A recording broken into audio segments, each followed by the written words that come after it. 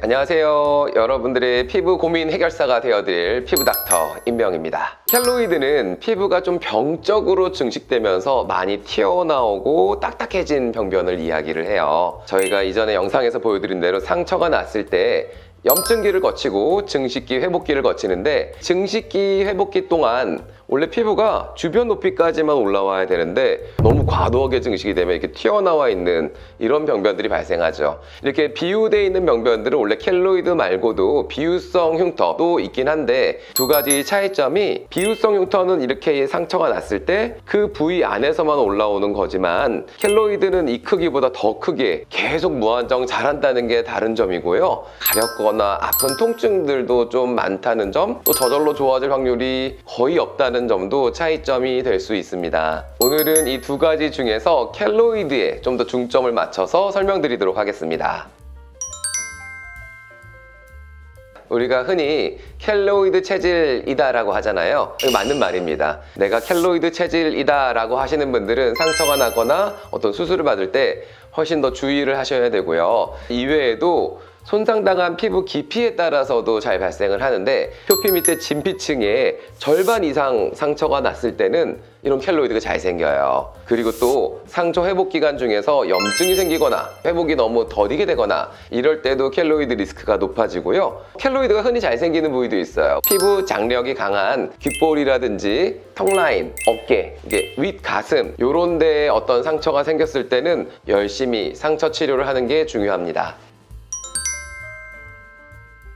켈로이드 치료 정말 다양해요. 근데 이제 크게 두 가지 타겟을 노리는데 첫 번째는 딱딱하고 두꺼워지고 튀어나온 병변을 치료하는 타겟과 붉은색 혈관을 치료하는 타겟으로 나눌 수 있습니다. 이게 별로 심하지 않다면은 두 가지 타겟을 동시에 잡을 수도 있겠지만 딱딱하게 튀어나온 게 많이 심하다면은 일단 이거부터 먼저 잡고 그 다음 넘어가는 게 좋은데요. 딱딱한 이 켈로이드 병변을 치료하는데 가장 중요한 거는 바로 병변 내 국소 주사가 되겠죠. 굉장히 아픕니다. 굉장히 아픈데 보통은 이제 뭐 스테로이드라든지 5FU, 블레오마이신 이런 다양한 성분들을 병변에 맞게 적절하게 조합을 해서 주사하는 게 중요합니다. 이외에도 냉동 치료를 꼽아볼 수 있는데 냉동 치료 자체만으로도 켈로이드를 좀 줄일 수 있지만 주사 치료 효과를 좀 더 업시킬 수 있고요. 아픈 주사를 하기 전에 냉동 치료를 해주면은 주사 통증을 줄여줄 수 있어서 주사 치료 전에 많이 사용하는 치료입니다. 이런 치료로 딱딱하거나 튀어나온 게 어느 정도 좋아졌다면은 이제 레이저 치료들이 병행이 될 수 있겠죠. 일단은 빨간색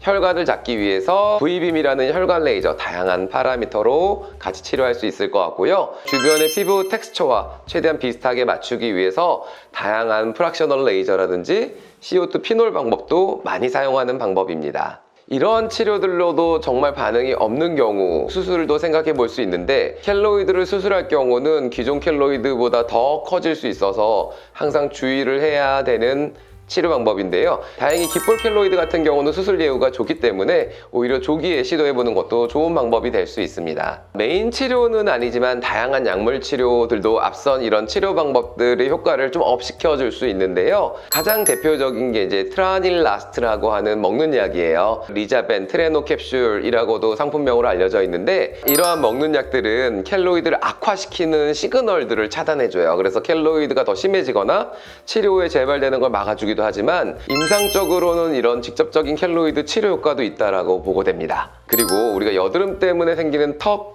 가슴 켈로이드 이런 것들은 여드름약으로 유명한 이소트레티노인 피지 조절제를 저용량으로 했을 경우 치료 효과가 좋아진다는 보고도 있습니다. 내가 켈로이드가 잘 생기는 것 같다라고 한다면은 치료 초기에 좀 적극적인 치료하는 거 제일 중요할 것 같고요. 상처가 아문 다음에도 이전 영상에서 소개시켜드린 흉터 패치라든지 흉터 바르는 것들 병행하는 게 좋습니다. 흉터 치료의 골든타임 때 좀 조기에 흉터 레이저를 들어가는 거와 함께 흉터 보톡스, 흉터 예방 주사 이런 것들 병행해주면은 두꺼워지는 켈로이드를 어느 정도 예방할 수 있습니다. 켈로이드가 잘 생긴다라고 했던 턱 라인이라든지 이런 가슴 쪽에 어떤 여드름이 났을 때 절대 짜거나 그러면 안 되겠고요. 남성분들 같은 경우는 이제 면도 조심해 주셔야 될 것 같고 특히 이제 가슴 쪽에 켈로이드가 있으신 분들은 이렇게 당겨지는 헬스 근력 운동 이런 것들도 조금 조심해 주시는 게 좋습니다. 켈로이드 완전히 예방하는 것은 어렵지만 초기에 적절한 치료를 하면 충분히 비유가 되는 것을 막을 수 있기 때문에 꼭 피부과 전문의와 상의하시는 거 추천드립니다. 이상 피부닥터 임명이었습니다.